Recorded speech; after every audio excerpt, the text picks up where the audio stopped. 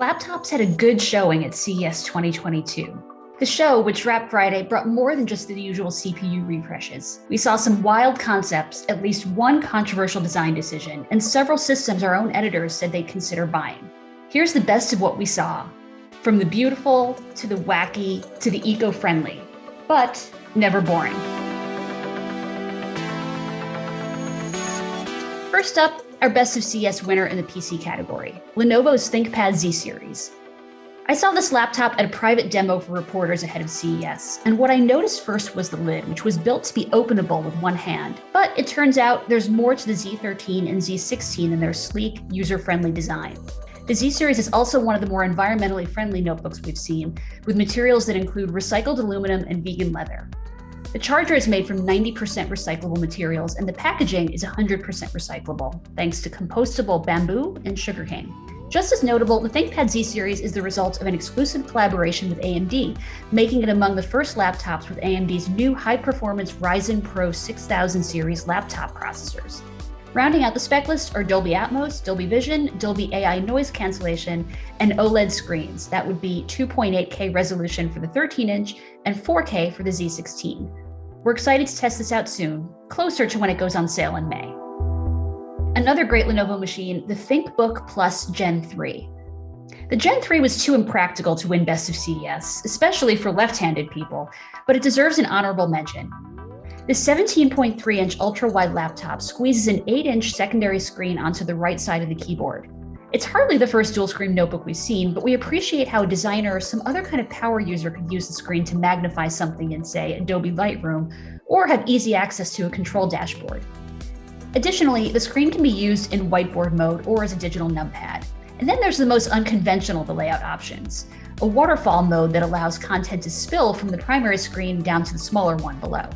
What's especially neat here is how Lenovo takes advantage of Windows 11's built-in screen mirroring and extension options so that third-party developers like Adobe don't have to tweak their apps just on Lenovo's account to make them work well on that secondary screen.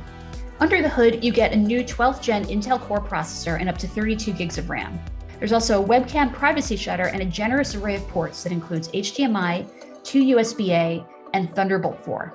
We'll be sure to review the Gen 3 when it arrives in May. The starting price will be $1399. Moving on, in the love to hate category, we have Dell's XPS 13 Plus.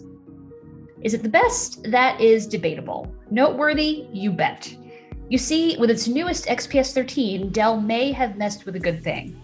That, or it beat the rest of the industry to a bold, inevitable move. It removed the headphone jack. We at Engadget don't like this one bit, and we didn't want to like this machine. But we mostly did, in spite of ourselves. It's a gorgeous ultra-portable with a glass haptic touchpad and latticeless keys. That means no space between the buttons, and that's a design choice that allows for larger keycaps. We even have to give credit to Dell for how pretty the touch-sensitive function row is, even if it does remind us of Apple's now discontinued Touch Bar. Between the missing headphone jack, the Touch Bar clone, and the glass touchpad, which my colleague Devendra Hardawar found tricky to use, the XPS 13 Plus did not rise to the level of a Best of CES award winner. But it's definitely the one everyone was talking about last week. Okay, yes, this is in fact a CPU refresh, but it's in the service of helping some of the best gaming laptops stay at the top of their game. The Razer Blade 14, 15, and 17 will be offered with NVIDIA's flagship GPU, the RTX 3080 Ti. This news comes fresh off NVIDIA's announcement at CES last week that the 3070 Ti and 3080 Ti will be available for laptops in addition to desktop systems. Meanwhile, the Blade 15 and 17 will use Intel's new 12th generation Core H series processors with a beastly 14-core i9-12900H chip available at the high end. In addition, though the Blade hasn't been redesigned exactly, it has slightly larger keys for, quote, wellness reasons, along with a thinner hinge that promises improved ventilation. The Blade 15 also benefits from a new UHD display option, while the largest model, the Blade 17, is getting a larger 82 watt-hour battery and 8 speakers, up from 4 on last year's model. You can pre-order the Blade 15 and 17 later this month, starting at $2,500 and $2,700 respectively. The Blade 14 goes up for pre-order on February 10th, starting at $2,000. Now onto the weird stuff. We have to respect companies for putting out some experimental products, even if we're not so sure yet we'd buy them ourselves. Asus dreamt big ahead of CES, with not one but two funky devices on hand at the show. The ZenBook 17 Fold is, as the name suggests, a giant 17-inch foldable tablet. In the box, you also get a Bluetooth keyboard with a built-in trackpad. Fold the tablet up, set the keyboard on top, and you've got yourself a modular Windows 11 PC that's equivalent in size to a 12.5-inch laptop. Meanwhile, Asus's ROG Z13 Flow is like a Surface Pro for gamers, a 2.43-pound tablet that manages to pack in an NVIDIA RTX 3050 Ti GPU and 12th Gen Intel Core processor. If you need even more power, you can plug in Asus's mobile external GPU, which supports up to AMD's Radeon RX 6850M in addition to NVIDIA's mobile RTX 30 series cards. Either way, the pitch here is that you can use it to play your PC games pretty much anywhere.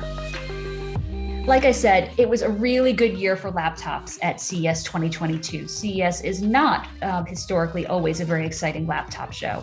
So which was your favorite? Are there any that we just didn't include on your list that you were especially fond of? Let us know in the comments, and remember to like and subscribe, and check out Engadget.com for even more stories about CES that we published last week. Thanks.